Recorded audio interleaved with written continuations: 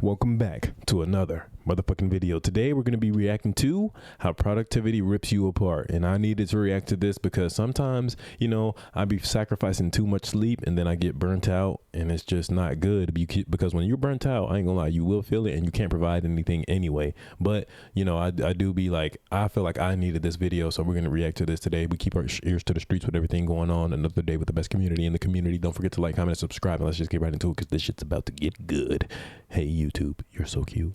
It has become the prevailing virtue of our time. We have to get more He's talking done real forever. low and seductive. Of course, for the individual, this is wholly unsustainable. The battle to be productive enough is unwinnable. Indeed, chasing productivity can have devastating consequences on your well-being, Don't both be like me, physical and psychological. It's difficult, though. Our unrelenting thirst for productivity is the reason for so many modern luxuries. Productivity is not They green as fuck. What the hell? They forehead shiny as shit. Damn, agent. At all. In fact, work can be immensely rewarding. But our entire lives and our self-worth should not revolve around being productive. That's a good point. Yet a survey of 1 million people in late 2022 found that productivity is most people's #1 priority in life. I mean, yeah, though, because it's like if you're not productive, you won't make no fucking money and then you're going to be broke and homeless. So it's like productivity is overall is like a trait, or it's a trait per se. Like, and I want my productivity to be as high as possible. It doesn't have to necessarily only be this or only be like whatever job or whatever, but I want to be productive and doing something that I know has the potential to earn me revenue, because if I don't, then I know I'm going to be broke forever. So it's like an unsettling feeling. So it's like more than just a productivity itself. It's like, we need money, dude. 65% of Brits, 63% of Americans, and 58% of Australians ranked productivity above having a healthy body, having more money, or even being happy. What the fuck am I gonna do with my healthy body if I can't? That's my problem now. Like, if I can't use my healthy body anyway if I'm not being productive, but I do have to have a healthy body to be productive. So it's like it comes with a balance. But having more money, twin, you gonna have more money if you more productive. Like you gonna have more money if you more productive. So it's like, I don't know, gang. Unfortunately, this lust fuck happiness. I want to be productive. For productivity is happy bad when for I'm productive. Everything. It crushes our souls and ironically crushes our ability to get things done. So how can we rethink productivity, rest, and the idea of getting things done? I need to rethink rest. Well, Another thing that will help me though, because I sacrifice sleep too much. So sometimes it's hard for me to sleep now because I feel like sleep is rest. And I feel like rest is like me removing myself from creating. And I always want to be creating. I always want to be planting some type of seed towards growing. So like resting is really a hard thing for me. But I need to not think of sleep as rest and think of it more as a tool in my process, because if you don't sleep, you will be burnt out. So if I use sleep in my process, like, okay, it can pass time too, however you want to look at it as a tool in your process, but just don't look at it like you're removing yourself from creating. This is an essential part of my creation too. I had to realize that myself. That we need to figure out how we got here. The Protestant work ethic is an idea that says hard work gets you into heaven while laziness is basically sinful. This concept was pretty foundational to America's early economic development. The Protestants came to America, worked hard, and built businesses to earn God's favor, and in theory, that idea still lingers with us today.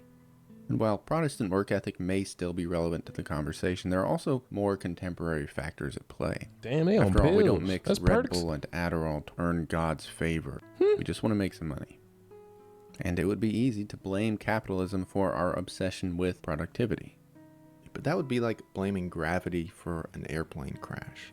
Assigning the blame is technically accurate, but only in an abstract and not really helpful sort of way. The roots of our obsession with productivity stem from the transition out of the Industrial Revolution. During the Industrial Revolution, we increased productivity by increasing the efficiency of systems. Think modern farming, assembly lines, factories, etc.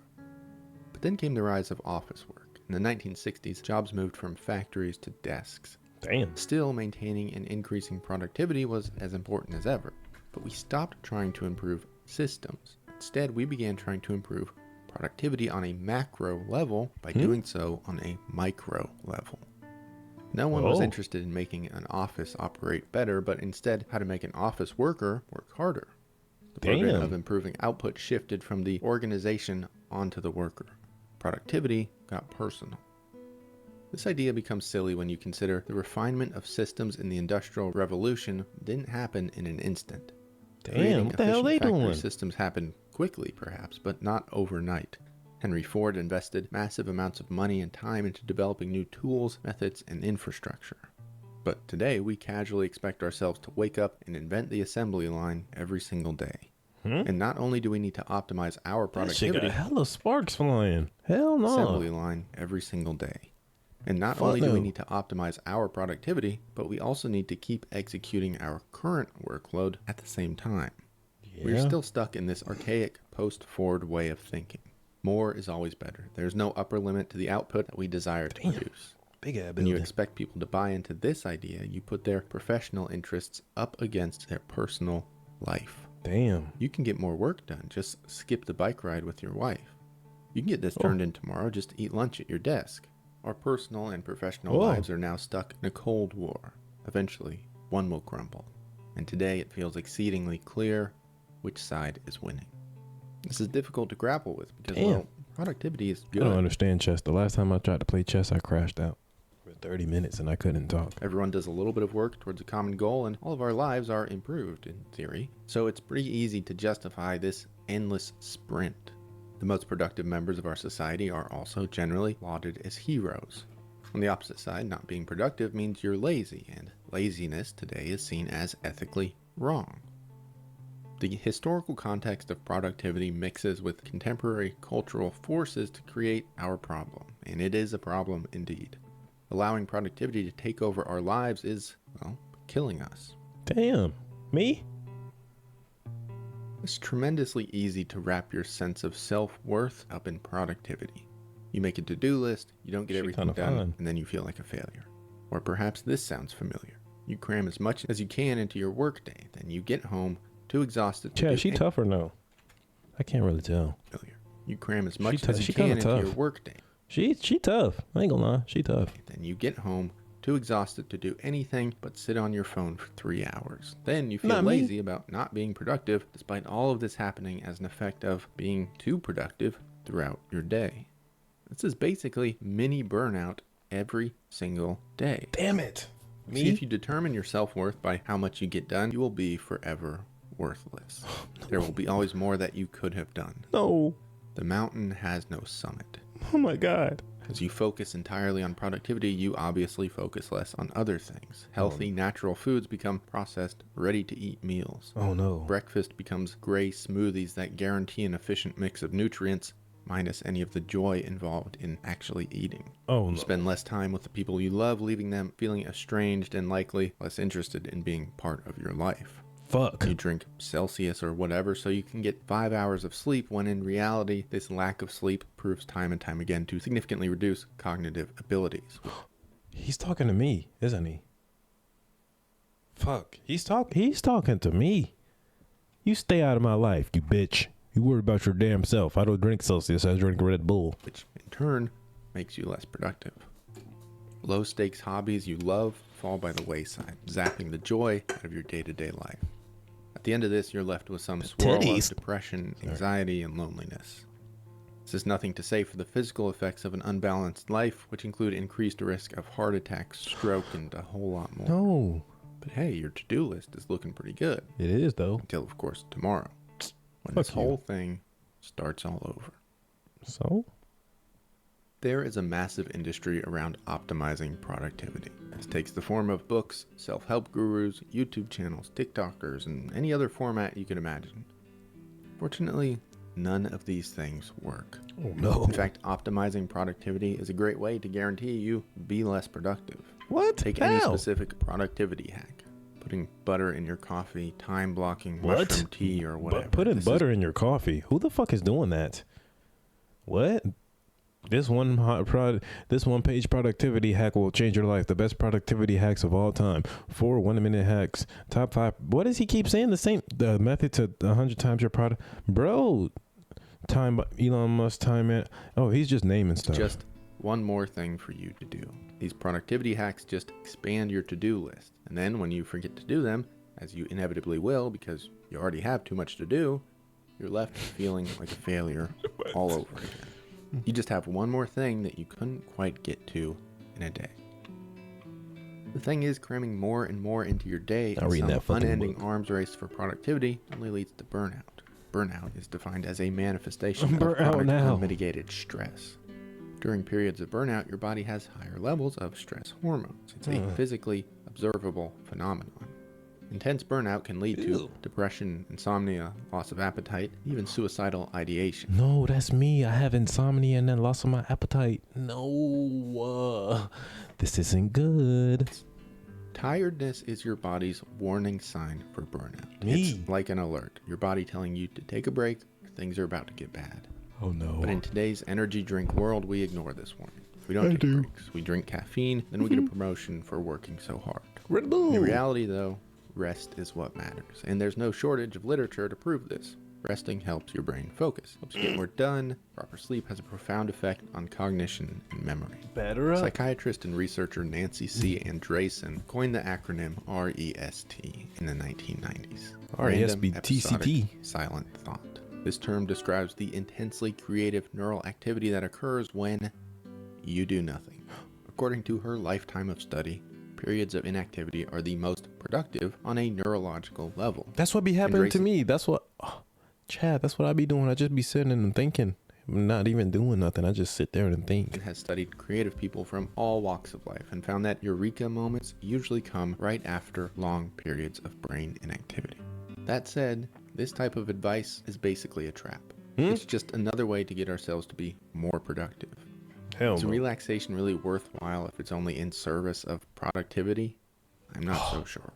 That's a good point. Even the point I made earlier about not thinking of it as rest and thinking of it as a tool, that's still not good because I'm just thinking about it in like using it for my productivity still. Damn it. Examine this idea of productivity He got me. from the ground up. Damn it. I almost had it. It would be tremendously easy to sit here and say, well, you should just stop going to work. Stop Hope working. you feel so better, twin. But the reality is not everyone can do that. In fact, most people can't. A single mother raising 3 kids just can't make time for a walk in the woods every day. It's not happening. But I do believe relaxation is still that mother's right. Our culture has taken this right away from her, but it's still a right. So our focus should not be on stamping that right out of existence entirely, but instead redefining how we see productivity and what little Billie Jean ass nigga. I know him. He's from Nirvana. things count as being productive. To do this, we can look at an old story called The Useless Tree by Taoist philosopher Zhuangzi. You useless. In this story, a carpenter comes along a tree in the forest. It's the most massive tree on the mountain and the oldest. Oh. The bark is gnarled, twisted, and full of knots. These knots mean he can't build anything from the tree's wood, so he says that tree is useless. Damn. No. Later that night, the tree appears to the carpenter in a dream. The tree tells him that fruit trees are torn apart as soon as they become ripe. Hardwood trees are demolished as soon as they reach maturity. The tree says, I have long strived for uselessness.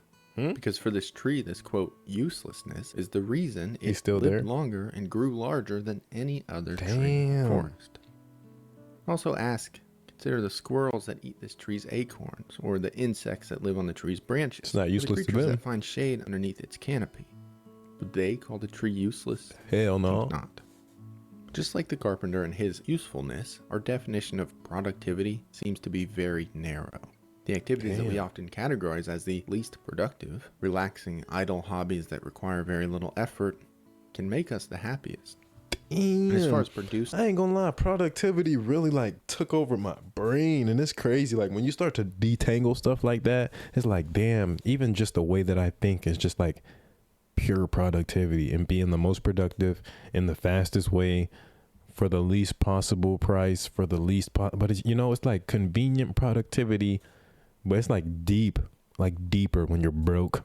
in a professional context, if someone builds a company and wants that company to be as productive as possible, perhaps they should squeeze the systems harder, not the people. Instead of asking employees to individually produce more and sacrifice their personal lives, That's we what I would should do. all ask our systems of work to produce more. When your boss tells you the company needs to increase productivity, perhaps that's his problem to solve, not yours. Henry Ford was Exactly. not a hero of the working class by any stretch of the imagination. But he didn't just tell people to build more cars. We're He reacting created to why productivity rips you apart. So make sure you get your rest. the assembly line. As it stands, though, we cannot even engage in these conversations. When it's up to the individual alone to output more work, any attempt to manage one's workload can be and often is seen as pure laziness. Damn.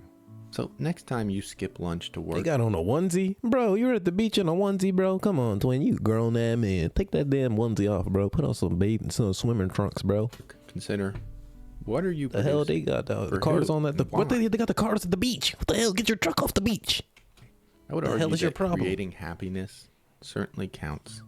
Sorry. W video. Don't forget to W video. Don't forget to like, comment, and subscribe, and make sure you're getting your rest, twin.